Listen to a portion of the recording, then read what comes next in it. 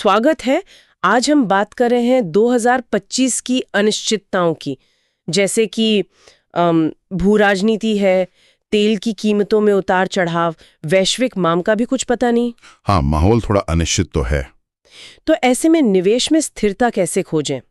सुनने वालों की दिलचस्पी अक्सर भरोसेमंद विकल्पों में होती है, और एक तरीका हो सकता है ऊंची डिविडेंड यील्ड वाले स्टॉक्स। सही कहा। मतलब ऐसी कंपनियां जिनकी बैलेंस शीट मजबूत हो, कमाई का अनुमान लगाया जा सके और डिविडेंड देने का अच्छा ट्रैक रिकॉर्ड हो। हाँ, और देखिए, अस्थिर बाजारों में डिविडेंड की अहमियत और बढ़ जाती है। क्यों? क्योंकि ये सिर्फ कोई अनुमान नहीं है, ये तो हाथ में आने वाला कैश है ना? बिल्कुल। तो चलिए पहली कंपनी देखते हैं, HPCL, हिंदुस्तान पेट्रोलियम। जी। ये भारत की तीसरी सबसे बड़ी तेल रिफाइनिंग और मार्केटिंग कंपनी है। इनकी विशाख रिफाइनरी की क्षमता काफी है, 18.5 MTPA, और भटिंडा में JV है, MRPL में हिस्सेदारी भी है। हाँ, और इनके कुछ नए प्रोजेक्ट्स भी आ रहे हैं, जैसे विशाख अपग्रेडेशन और बाड़मेर रिफाइनरी। उम्मीद है कि इनसे मार्जिन सुधरेंगे। अच्छा, मार्जिन सुधरने की उम्मीद? और ये सिर्फ तेल तक ही सीमित नहीं है ना? नहीं, यही तो दिलचस्प बात है।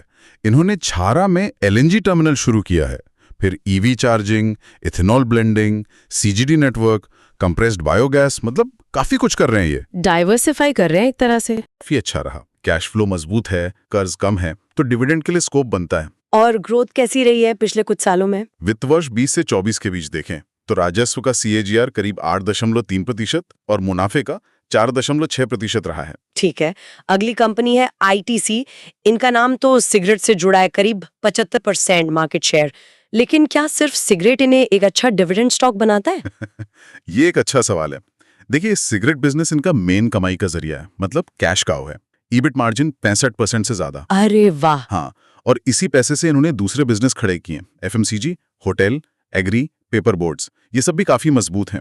और अच्छी बात यह है कि पिछले 3 साल से सिगरेट पर टैक्स ज्यादा नहीं बढ़ा है, तो थोड़ी स्थिरता आई है। और पेपर बिजनेस में भी कुछ नया हुआ है? हाँ, हाल ही में सेंचुरी पल्प एंड पेपर का अधिग्रहण किया है। इससे इनका पेपर बिजनेस और मजबूत होगा। ई-कॉमर्स, फार्मा, फूड पैकेजिंग में मांग तो बढ़ी रही है। और सबसे बड़ी बात शायद ये है कि ITC पर कर्ज नहीं है। बिल्कुल, जीरो डेट। और डिविडेंड तो ये सालों से दे रहे हैं, और वित्त वर्ष 21 से तो बढ़ भी रहा है। पिछले 4-5 साल में सेल्स CAGR 7.5% और नेट प्रॉफिट CAGR 10.6% रहा है। काफी मजबूत आंकड़े हैं। अब आते हैं कोल इंडिया पर। दुनिया की सबसे बड़ी कोयला उत्पादक, भारत की 75% से ज्यादा जरूरतें पूरी करती है, खासकर बिजली बनाने के लिए। जी हाँ। लेकिन कोयले को लेकर चिंताएं भी तो हैं। ESG का जमाना है, रिन्यूएबल एनर्जी की बात हो रही है, तो क्या कोल इंडिया का भविष्य मतलब थोड़ा रिस्की नहीं है? रिस्क तो है, बिल्कुल है। लेकिन हमें भारत की जमीनी हकीकत भी देखनी होगी। देखिए, बिजली की मांग लगातार बढ़ रही है। इस गर्मी में 270 गीगावाट तक जाने का अनुमान है, और 2030 तक 363 गीगावाट। इतना ज्यादा? हाँ, और इसे पूरा करने के लिए कम से कम अभी तो कोयले की जरूरत बनी रहेगी।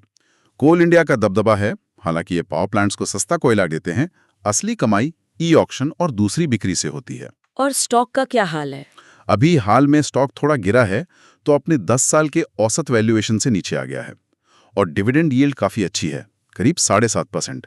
इस साल 20.5 रुपए प्रति शेयर तो दे भी चुके हैं। अच्छा, और ये भी कुछ नया कर रहे हैं कोयले के अलावा? हाँ, ये कोल टू SNG, गैसिफिकेशन, खनिज निकालने और सोलर पावर में भी हाथ आजमा रहे हैं। इनका प्रॉफिट CAGR पिछले 4-5 साल में 16.4% रहा है, जो बहुत अच्छा है। ठीक है। चौथी कंपनी है कैस्ट्रॉल इंडिया। ल्यूब्रिकेंट्स में बड़ा नाम, ऑटोमोटिव, इंडस्ट्रियल, यहाँ तक कि EV कूलिंग में भी हैं ये। जी। 2024 में 234 मिलियन लीटर बिक्री की इन्होंने। डिविडेंड भी अच्छा दिया, 13 रुपए प्रति शेयर, जिसमें 4.5 रुपए स्पेशल डिविडेंड था। तो इनकी रणनीति क्या है? डिविडेंड पर फोकस या ग्रोथ पर? दोनों पर। इनका फोकस साफ है, कैश बनाओ, शेयर होल्डर्स को दो, लेकिन साथ में स्ट्रेटेजिक निवेश भी करो। ये एसेंशियल नाम से एक सब ब्रांड लाए हैं ग्रामीण और छोटे शहरों के लिए। अच्छा, मतलब Tier 2, Tier 3 मार्केट्स पर नजर। हाँ, और नए प्रोडक्ट्स भी ला रहे हैं, SUV के लिए, हाइब्रिड गाड़ियों के लिए, ट्रकों के लिए। डिस्ट्रीब्यूशन नेटवर्क भी बहुत बड़ा है इनका, 1,43,000 से ज्यादा आउटलेट्स। और ब्रांडिंग पर भी अच्छा खासा खर्च करते हैं, करीब 8% रेवेन्यू का। तभी ब्रांड इतना जाना पहचाना है। ग्रोथ कैसी रही है इनकी? 2021 से 24 के बीच रेवेन्यू CAGR 6.7% और नेट प्रॉफिट CAGR 2.3% रहा है। ठीक है। और आखिर में है पावर ग्रिड, भारत की सबसे बड़ी पावर ट्रांसमिशन कंपनी। इनका काम तो रेगुलेटेड है, तो काफी स्थिर होना चाहिए। हाँ, बिल्कुल। इनके ज्यादातर प्रोजेक्ट्स रेगुलेटेड है, मतलब रिटर्न लगभग तय होता है। इससे स्थिरता मिलती है। ऑर्डर बुक भी काफी बड़ा है, 1.47 ट्रिलियन का। और सरकार का प्लान है 2032 तक ट्रांसमिशन पर 9.2 ट्रिलियन खर्च करने का। तो पावर ग्रिड के लिए तो अच्छी स्थिति है। बिल्कुल। इन्हें इसका सीधा फायदा मिलेगा। ये स्मार्ट मीटर और ग्रिड इंफ्रा जैसे नए काम भी कर रहे हैं, और इनके पास जो फाइबर ऑप्टिक नेटवर्क है उससे भी कमाई होती है। लेकिन एक बात है, इनका कैपिटल एक्सपेंडिचर मतलब कैपेक्स बढ़ रहा है ना? हाँ, ये ध्यान देने वाली बात है। वित्त वर्ष 25 में 230 अरब का अनुमान है, जो वित्त वर्ष 27 तक 350 अरब तक जा सकता है। तो क्या इसका असर डिविडेंड पे पड़ सकता है? थोड़ा पड़ सकता है। पहले डिविडेंड 12-15 की रेंज में रहा है, हो सकता है थोड़ा कम हो जाए। हालांकि मैनेजमेंट ने कहा है कि वो डिविडेंड को ठीक ठाक बनाए रखेंगे। पिछले 4-5 साल का रेवेन्यू CAGR 5.5% और प्रॉफिट CAGR 9.1% रहा है। तो संक्षेप में ये 5 कंपनियां दिखाती हैं कि कैसे मजबूत फंडामेंटल्स और लगातार डिविडेंड देने वाली कंपनियां इस अनिश्चित माहौल में कुछ हद तक स्थिरता दे सकती हैं। जैसा आपने शुरू में कहा था, हाथ में नकदी, ना कि सिर्फ कोई अनुमान। हाँ, एकदम सही। लेकिन एक चेतावनी जरूरी है। ऐसा नहीं है कि हर ऊंची यील्ड वाला स्टॉक सुरक्षित है। हाँ, ये जरूरी बात है। बिल्कुल। आज का अच्छा डिविडेंड कल का जाल भी बन सकता है।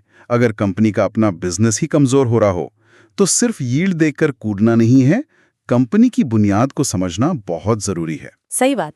और चलते चलते एक सवाल सबके लिए छोड़ जाते हैं।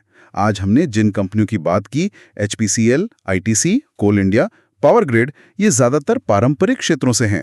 तेल, कोयला, सिगरेट, पावर ट्रांसमिशन। हाँ, ट्रेडिशनल सेक्टर्स। हाँ, और दुनिया तेजी से रिन्यूएबल एनर्जी और ESG यानी पर्यावरण, समाज और गवर्नेंस की तरफ बढ़ रही है। ये कंपनियां कोशिश तो कर रही है नए क्षेत्रों में जाने की, लेकिन क्या ये बदलाव इनकी लंबे समय तक डिविडेंड देने की क्षमता पर असर डाल सकता है? ये सोचने वाली बात है। बिल्कुल, इस पर विचार करना जरूरी होगा।